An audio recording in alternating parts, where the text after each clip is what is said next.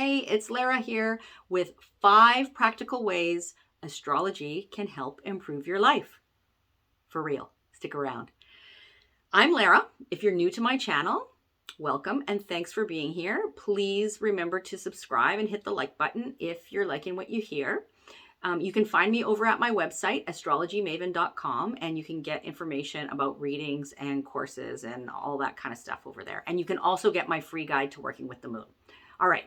But the reason you're here is that you want to know 5 practical ways astrology can help improve your life. So let's dive in. And just before I do that, I just want to say to you that it's important to remember we are the sum of the parts, right? So if I speak to a particular placement, which I will do just to give examples, then understand that this is only one piece of the puzzle. It's not your whole chart. We need the whole chart for the big picture. All right, with that out of the way, let's dive in. And these are in no particular order, but the first thing I'm going to start with is self-awareness and validation. So the first practical way astrology can help improve your life is to give you a greater sense of self-awareness and validation. And I mean, who does not want to be validated? Let's be honest. When we know who we are, we feel more comfortable in our skin and less apologetic about it, right? Our birth chart holds up a mirror to all of our complexities and intricacies and how we interface with life. And when we can see that for ourselves, it allows us to feel validated about, yes, this is my experience of life. This is how I see the world. This is how I experience the world. This is who I am. And that's huge, right? So I'm going to give you an example. I'm going to use moon signs as an example here. So I am a Scorpio moon. And as a Scorpio moon, I am somebody who needs emotional intimacy and trust and truth to allow me to feel nurtured and safe and secure and at home in the world. And this is also what I bring to the table in terms of nurturing other people in my life, because the moon sign, if you're not familiar with that, it speaks to those things among other things, but it speaks primarily to what we need to feel nurtured and safe and secure and comfortable in the world, at home in the world, and how we give that to other people, right? And so as a Scorpio moon, those tend to be the things that I need. But somebody with a different moon placement, like a Libra moon, for example, they may feel emotionally fulfilled through harmonized relationships, like and in social situations, going out and doing things with people that they love, perhaps things that involve arts and like they may like to shop with their partner or with friends. They may like to gift people with nice things or tickets to the theater or something like that. They might like to be surrounded by a nice aesthetic, right? That's what makes them feel comfortable and safe and secure and at home in the world. And that's what that's how they nurture other people. So you can see how knowing that about yourself, that one small piece of this puzzle, can bring you greater self-awareness and greater validation. All right, so that is the first way that astrology can help improve your life: greater validation and self-awareness. The second thing, which is connected to the first point, is self-acceptance and self-compassion. So,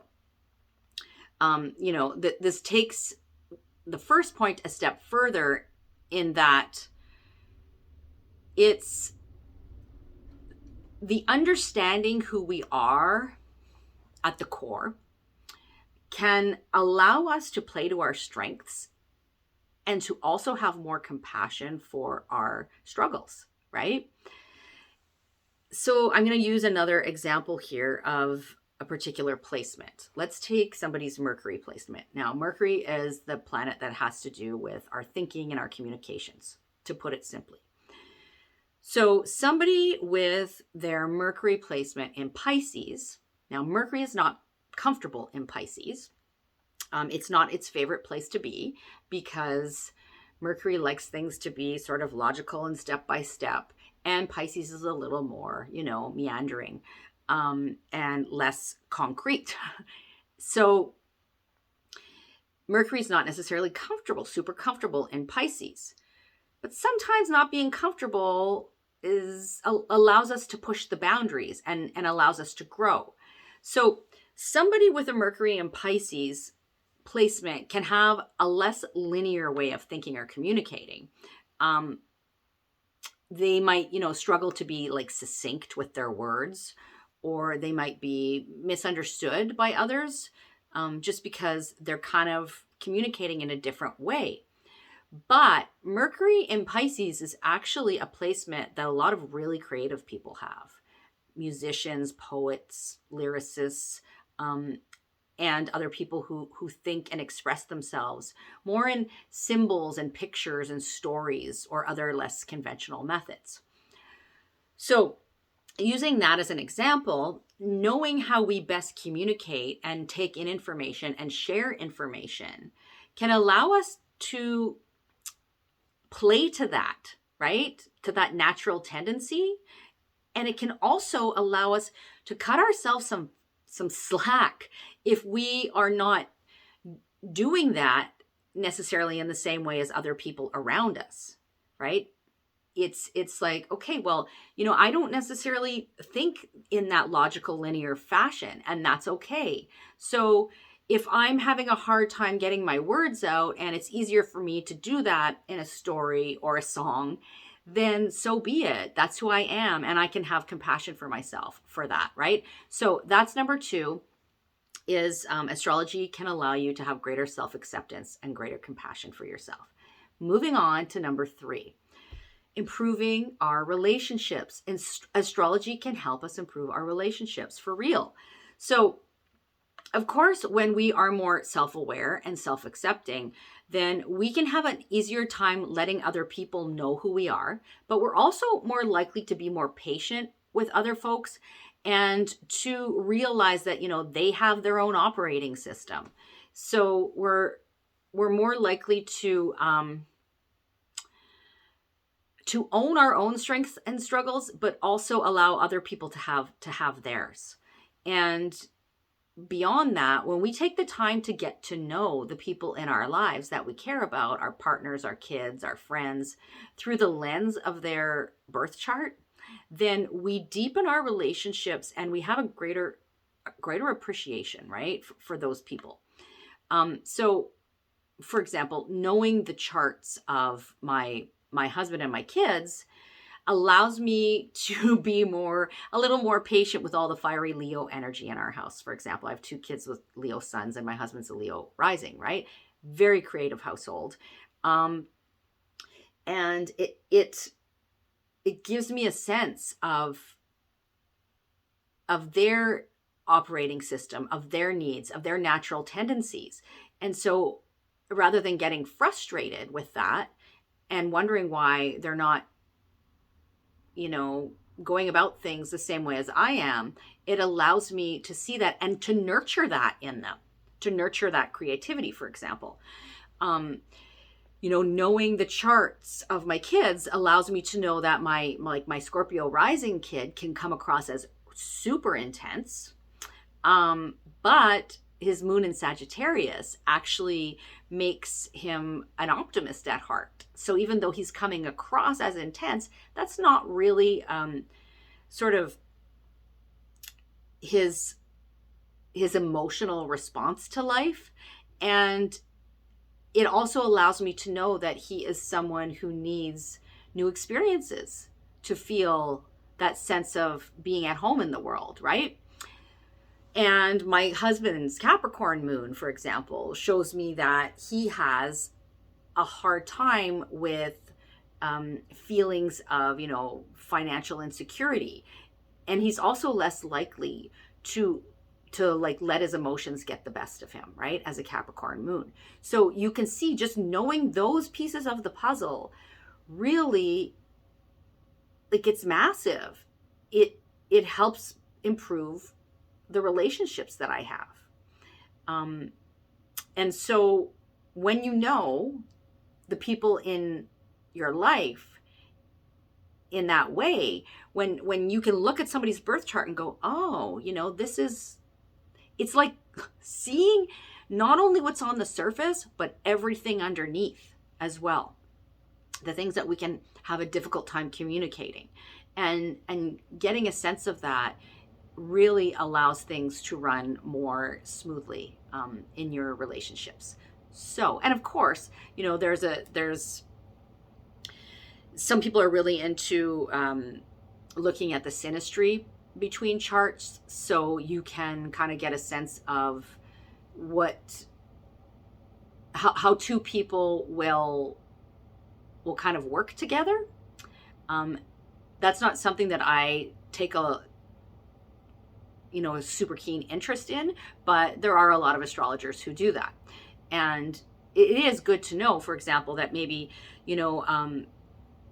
somebody that has their moon in a water sign is very different on that emotional level and what they need to be nurtured and all of that than somebody who has their moon in an air sign, for example, right? So you can see how those two people may have a little bit more work to do in order to relate to each other. Okay, so that is the number 3 thing. Moving right along, number 4. What is the 4th thing that astrology can do to help improve your life? It allows you to go with the flow rather than against it.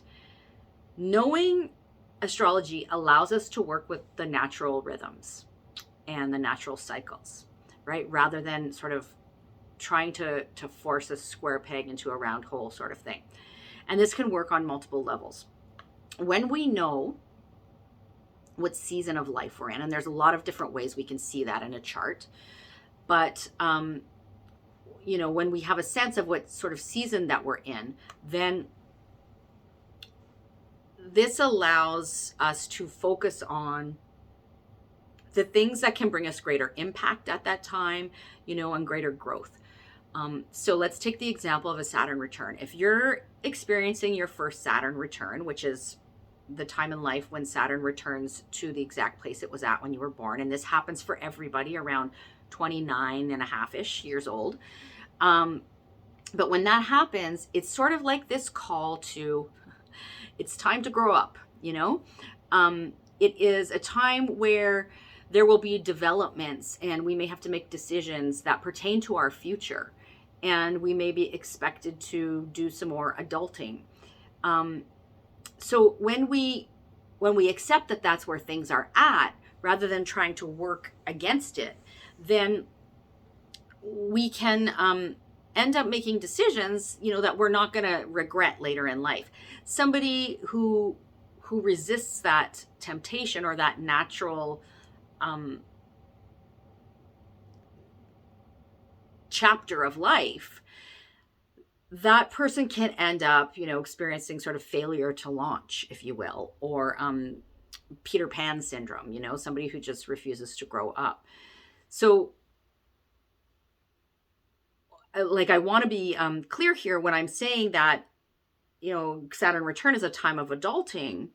That doesn't mean that if you have big dreams to be an artist, you've always wanted to be an artist, or you want to travel the world, that doesn't mean that, your Saturn return's approaching, so you need to throw that all out the window and, go become an accountant. That's not what I mean. What I mean is that maybe at that point in time, you stop dreaming about it and you start actually taking some practical action towards what you say you want, what you've been dreaming about. So if you want to be an artist, awesome. It doesn't mean you hit your Saturn return and you forget about it. No, maybe that's time you're like, okay, I'm actually going to, start taking this more seriously and I'm going to apply to art school. Or you want to travel. Well, maybe stop looking at the travel websites and, just dreaming about it and actually do some practical planning and start saving for that trip and, really making it real. Saturn wants us to make things real. So that's one example, right, of the Saturn return, of how you can use that to go with the flow rather than against it. Another way that you can do that is working with the moon cycles. And this may be a little bit more obvious one. Probably should have started with that. But, if you're tracking the ebbs and flows of the monthly moon cycles, you can get a sense of like how you respond to that, and how you feel, say, when the moon is in particular signs each month. Like, I know whenever the moon's in Aries, I tend to get a little fired up and I have to watch my temper. So I see that coming, and I'm like, okay, moon's in Aries, rather than me blowing up at somebody, maybe I need to do something physical for these couple of days to so that I can kind of get rid of that energy, So that's one example. And another way that a lot of people are familiar with is working with, new moons. So if you see a new moon is going to happen in a particular sign, and that lands in a particular house in your chart, well, you can harness that by saying, okay, I am going to initiate X, whatever it is, at this time. And it would be something that's related to the themes of that particular house. Like, you're having a new moon in your fifth house, then maybe you're going to start a new hobby, right? A new creative venture, something like that. And you're doing that with intention. So that's another way that knowing the astrology can help you sort of work with the natural cycles rather than against it. And that feeling of going with the flow rather than always kind of going against the grain can help you improve your life. All right, so far we've looked at 4 ways astrology can help improve your life. And I have one more for you, but I just want to do a quick recap here. Number 1, astrology can bring you a greater sense of self-awareness and validation. Number 2, self-acceptance and compassion. Number 3, astrology can improve your relationships by allowing you a greater understanding of the people in your life and their operating system. Number 4, astrology can allow you to work with the natural rhythms rather than against them, right? And now, the 5th and final thing on the list of 5 practical ways astrology can improve your life is easing your anxiety. I know, right? As somebody who has struggled with anxiety my whole entire life, and who does not love a surprise, I can tell you that sort of knowing what's ahead in terms of, the astrology has really been a game changer for me. So to be clear, I'm not saying that astrology gives you psychic powers, right? I'm not saying that. It doesn't. And I can't tell you exactly what's going to happen. But when we know what's ahead in terms of, where the planets are going and what they're doing in relation to each other and in relation to what's happening in our own birth chart, then that gives us intel as to what kinds of things we might expect to encounter down the road.